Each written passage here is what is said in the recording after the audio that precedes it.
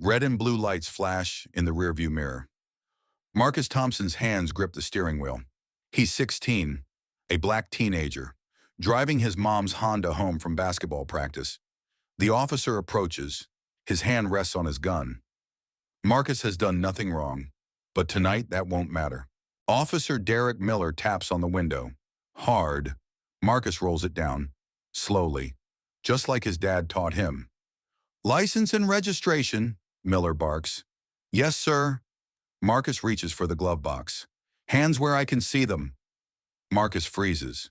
His heart pounds. I'm just getting my registration, like you asked." "Don't get smart with me, boy."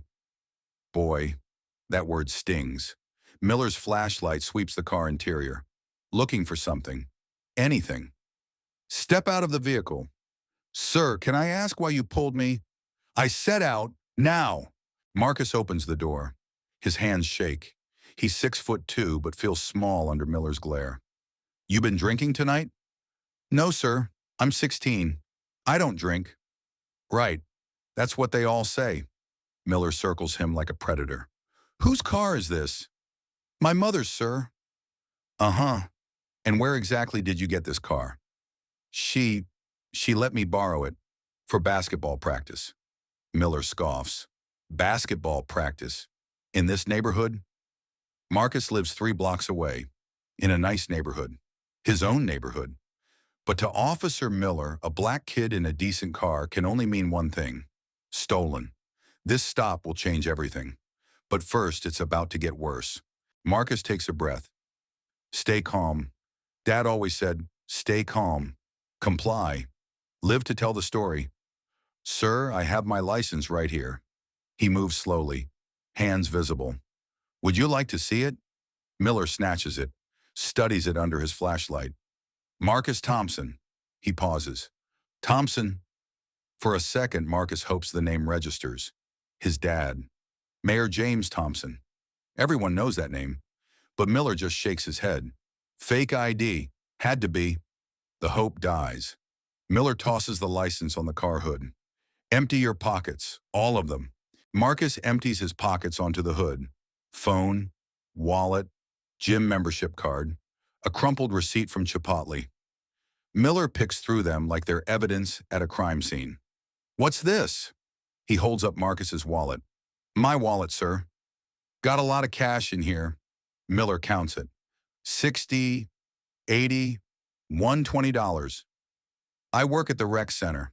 That's my paycheck." "Or you sold something you shouldn't have." Marcus's jaw tightens.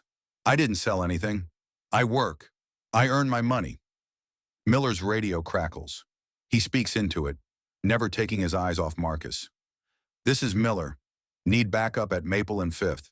Suspicious vehicle. Possible stolen property." Marcus's stomach drops. "Backup?" "Sir, please, call my parents.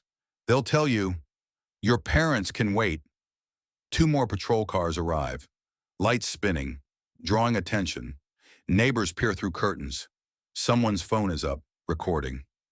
Marcus sees Mrs. Patterson from across the street. She taught him piano when he was 8. Her face twists with worry. Officer Chen steps out, younger, looks uncomfortable. "Miller, what have we got?" "Black male, 16, driving a vehicle that doesn't match his profile, cash in pocket, suspicious behavior." "I wasn't being suspicious." Marcus's voice cracks. "I was just driving home." "Calm down, son," Chen says softer. "Don't tell him to calm down," Miller snaps. "He's getting agitated. Cuff him." "Cuff him?" Chen hesitates. "For what?" "Resisting. Obstruction. I'll figure it out." Marcus's eyes burn. "I'm not resisting. I'm standing here, doing everything you asked." Miller pulls out his handcuffs. The metal glints under the streetlight. "Hands behind your back. Please, just call my dad. Please." "Your dad can post bail." Miller grabs Marcus's wrist. Hard. The cuffs click shut. Cold. Tight. Humiliating. Mrs. Patterson gasps from her porch. Someone shouts, "He's just a kid!" But Marcus is already being pushed toward the patrol car, his head down, his spirit breaking. The back seat of the patrol car smells like fear and regret. Marcus sits in silence, cuffed, alone. Through the metal grate separating him from the front seat, he watches Miller drive, confident, unbothered.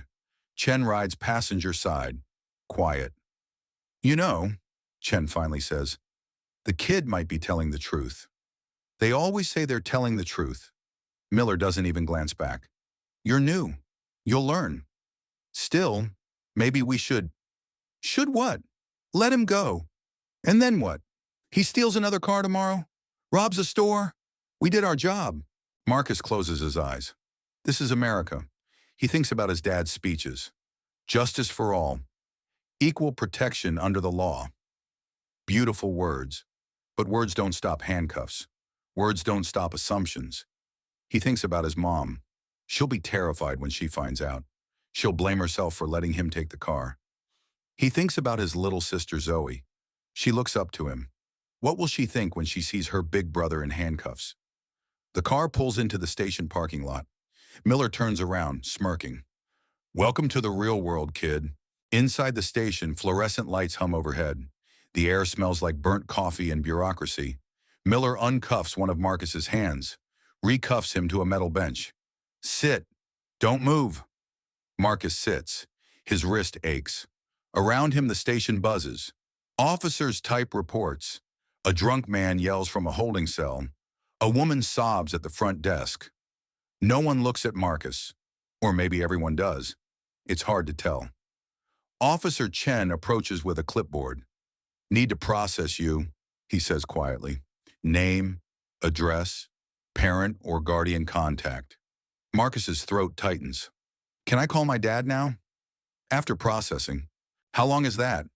Chen doesn't answer. They take his photo. Fingerprints. Like he's a criminal. Like he's dangerous. Miller watches from his desk, arms crossed, satisfied. Finally, Chen hands Marcus a phone. One call. Make it count. Marcus dials with shaking fingers. The phone rings once. Twice. Hello? His dad's voice. Strong. Calm. The voice that's given 1,000 speeches. Dad. Marcus's voice breaks. Dad, I need help. Marcus. Son, what's wrong? I'm at the police station. They arrested me. I didn't do anything, I swear. I was just... Slow down. Which station? 5th Street. Dad, they think I stole Mom's car. They wouldn't listen. Listen to me very carefully. His dad's voice drops, becomes steel. Do not say another word to anyone. Not one word. I'm coming right now. Dad, I said not another word. I'm 10 minutes away, you hear me? 10 minutes. The line goes dead. Marcus hands the phone back to Chen. He's coming. Miller overhears, laughs. Let me guess. Your daddy's a lawyer? Marcus doesn't answer. His dad told him not to speak. Or wait, Miller continues. He's a doctor? No. A businessman? The other officers chuckle. It's a game to them. Marcus stares at his shoes. The same shoes he wore at practice 3 hours ago, when life was normal. Marcus remembers last year. His dad sat him down after a friend got pulled over. Son, I need you to understand something. When you're black in America, you have to be twice as careful, twice as respectful, twice as perfect. But that's not fair, Marcus had said. His dad's eyes were sad. No, it's not. But it's reality, and I need you to come home safe. Every single night. Marcus had nodded, thinking it was just talk. Now he knows. His dad was preparing him for tonight. Back in the station, Marcus watches the clock. 5 minutes pass, then 7. Miller starts typing up his report. Suspect was uncooperative, exhibited suspicious behavior, appeared to be under the influence. I wasn't under the influence of anything. Marcus can't help it. I told you to stay quiet, Miller snaps. You're lying in your report. Chen steps between them. Miller, maybe we should wait until... Until what? Until his daddy shows up with some public defender? The station door swings open. Hard, loud. Everyone turns. Mayor James Thompson walks in. 6'4", 52 years old, wearing a suit despite the late hour. and he's furious, but not yelling. No, scarier than that. He's quiet. "Where," he says slowly, "is my son?" The room goes silent. Miller's face changes. Confusion, then recognition, then fear. "Mayor? Thompson? I asked you a question, officer. Where is Marcus Thompson?" "My son." Miller's mouth opens, closes. No words come out. Chen points. He's right there, sir." James Thompson's eyes land on Marcus, still cuffed to the bench. His jaw clenches. "Uncuff him. Now." Miller fumbles with his keys. "Sir, we didn't know." "You didn't know, or you didn't care." James's voice could cut glass. "My 16-year-old son, driving legally, in his mother's car, and you arrested him? We had probable cause." "Probable cause for what?" James takes a step forward. "For being black? For existing in his own neighborhood?" The other officers back away. They've never seen the mayor like this. "Sir, it was a mistake." "A mistake?" James laughs, but there's no humor in it. "My son is cuffed like a criminal because of your mistake." Chen finally removes the cuffs. Marcus rubs his wrist, red and raw. James pulls his son into a hug. Tight, protective. "Are you hurt?" he whispers. Marcus shakes his head, but his eyes say different. The truth is out. But will Officer Miller face consequences, or will the system protect its own? James Thompson doesn't yell. He doesn't have to. He pulls out his phone, calls someone. "Chief Patterson, yes, I know it's late. I'm at 5th Street Station with my son, who was just arrested." "Yes, arrested. No cause, no reason." "I'll wait." He hangs up, looks at Miller. "Do you know what I do every Tuesday morning, Officer Miller?" Miller swallows. "No, sir. I meet with the police commissioner. We discuss budgets, policies, personnel." The weight of those words settles over the room. "I sign off on promotions, disciplinary actions, terminations." Miller's face goes pale. "Now," James continues, his voice quiet but lethal, "I want you to explain to me, slowly, why you felt it necessary to arrest my son tonight." Miller looks at Chen. Chen looks away. He was driving in a high-end vehicle, at night, and I thought." "You thought what?" "That the car might not be his." "Because?" Silence. "Say it, Officer Miller. Say what you thought." Miller's voice is barely a whisper. "Because he's black." The admission hangs in the air. James nods slowly. "At least you're honest about your racism." "I'm not." "Yes, you are. And here's what's going to happen next." The station door opens again. Police Chief Patterson rushes in. Older, white, sweating. "Mayor Thompson, I came as soon as..." He sees Marcus. The red marks on his wrist. His face hardens. What the hell happened here? Chief Patterson's jaw tightens as he listens to the story. With each detail, his expression darkens. "Let me get this straight," he says to Miller. "You pulled over a teenage boy for no traffic violation, searched him without cause, called backup, and arrested him?" "Chief, I was following protocol." "What protocol? The protocol for racial profiling?" Miller's confidence crumbles. I made a judgment call." "A judgment call?" Patterson turns to James. "Mayor Thompson, I am deeply sorry." "Sorry?" James's voice rises for the first time. "Your officer handcuffed my child, humiliated him, traumatized him, and you're sorry? We will launch a full investigation." "No." James cuts him off. "Not this time. This isn't going away quietly." He turns to address the entire room. Officers stop typing. Everyone listens. "Tomorrow morning, I'm calling a press conference. I'm telling this story, my son's story, and I'm demanding reform." Patterson's eyes widen. "Mayor, please, let's handle this internally." "Internally?" James laughs bitterly. "How many other Marcus Thompsons have been arrested this year? How many other black kids who aren't the mayor's son?" Silence. "How many who couldn't make a phone call? Who didn't have anyone coming to save them?" Officer Chen speaks up, surprising everyone. "Sir, I've seen it. More than I want to admit. Patterson shoots him a look, but Chen continues. 3 weeks ago, a kid named Jamal, 18. We pulled him over for suspicious activity. He was walking home from work. At night, we held him for 2 hours. Chen, Patterson warns. No, sir. The mayor's right. It happens all the time, and we don't talk about it. Other officers shift uncomfortably. Some look down, ashamed. James puts his hand on Chen's shoulder. Thank you for your honesty. He looks at Marcus. Son, you okay to go home? Marcus nods, but he looks at Miller first. Why? He asks quietly. Why did you assume the worst about me? Miller has no answer. Marcus continues, voice stronger now. I'm a straight-A student. I volunteer at the community center. I've never broken a law in my life, but you looked at my skin and decided I was a criminal. Kid, my name is Marcus, not kid, not boy. Marcus. The power shifts. Marcus isn't a victim anymore. He's a voice. 3 weeks later, Marcus stands at a podium. City Hall is packed. News cameras roll. Reporters crowd the front row. His hands tremble slightly, but his voice is steady. My name is Marcus Thompson. I'm 16 years old. 3 weeks ago, I was arrested for the crime of driving while black. Murmurs ripple through the crowd. I was lucky. My dad is the mayor. He could come get me. He could demand answers. But I keep thinking about all the kids who don't have that privilege. He looks directly into the cameras.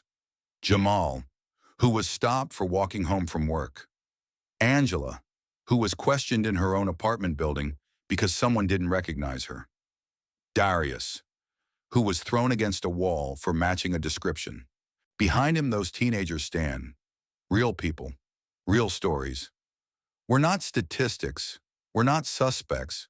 We're your neighbors, your classmates, your community. The room is silent. My father is announcing a new initiative today, the Fair Policing Act. It includes mandatory bias training, body cameras on all officers, independent review boards for complaints, and consequences, real consequences, for officers who abuse their power. James Thompson steps to the microphone beside his son. Let me be clear, he says. This isn't about punishing police. It's about accountability. It's about making sure what happened to Marcus never happens again. He pauses. Officer Derek Miller has been suspended pending investigation. But this is bigger than one officer. This is about a culture that needs to change. Chief Patterson joins them on stage. He looks older, tired. I've been in law enforcement for 30 years, he begins, and I've been blind to problems I should have seen. The mayor is right. We must do better. And starting today, we will. He announces the immediate implementation of the new policies. The crowd erupts in applause. 6 months later, Marcus walks through his school hallway. His friend Jamal catches up to him. Yo, you see the news? Jamal grins. 3 more cities adopted our Fair Policing Act. Marcus smiles. Yeah, my dad told me. Bro, you started a movement. We started it, Marcus corrects. All of us. They pass Officer Chen in the hallway. He's there as the new community liaison officer, part of the reform. Marcus, Jamal. Chen nods respectfully. Officer Chen, they respond. It's different now. Not perfect, never perfect, but different. That afternoon, Marcus speaks at a community center. Young kids sit cross-legged on the floor. Can I ask you something? A little girl raises her hand. Are you scared of police? Marcus thinks carefully. Sometimes, but I'm not scared to speak up. And that's the difference. Another kid asks, what if they don't listen? Then you speak louder. You bring others with you. You don't give up. He looks around the room, sees hope in their eyes. You know what I learned that night? Being silent doesn't keep you safe. Being loud, being proud of who you are, that's what creates change. The kids nod, absorbing every word. After the talk, Marcus walks outside. His dad waits by the car. Good speech, son. Learn from the best. James pulls him into a hug. I'm proud of you, not because of what you survived, but because of what you did with it. Marcus looks up at the community center. Kids stream out, laughing, playing. Safer now. Heard now. It's not over, Marcus says. No, his dad agrees. But it's a start. 1 year later, Marcus graduates high school, top of his class. He's accepted to Howard University, full scholarship, political science major. At his graduation party, Officer Chen shows up, hesitant, holding a gift. I wasn't sure if I should come, he admits. Marcus shakes his hand. You stood up when it mattered. That counts. Chen hands him the gift. It's a book, Just Mercy, by Brian Stevenson. Read it in college, Chen says. It changed how I see my job. Marcus nods. I will. Mrs. Patterson from across the street approaches. She's been like a grandmother to him. I knew you'd do great things, she says, tears in her eyes. Even when you were that little boy at my piano lessons. I'm still that same kid, Marcus says. No, she touches his cheek. You're a young man now, a young man who changed the world. That night, Marcus sits on his porch. His little sister Zoe joins him. Marcus? Yeah? When I grow up, I want to be like you.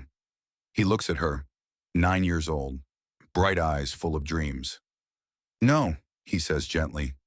I want you to be better than me. I want you to grow up in a world where kids don't get arrested for being black, where nobody has to fight just to be treated like a human being. She thinks about that. Is that possible? Marcus looks up at the stars, remembers that night, the handcuffs, the fear, then remembers the change, the policies, the movement. Yeah, he says finally. I think it is. This is Marcus's story, but it's also the story of thousands of young people who face discrimination every single day. Some get justice, many don't. People who speak up, people who refuse to stay silent. Change doesn't happen because one person gets lucky. It happens because communities demand better, because parents fight for their children, because young people like Marcus refuse to accept injustice as normal. Tonight, you heard Marcus's voice. Tomorrow, will you use yours? If this story moved you, don't let it end here. Watch our next video about the grandmother who stood up to a corrupt landlord and won. See you in the next one. And remember, silence protects nothing. Speaking up protects everyone.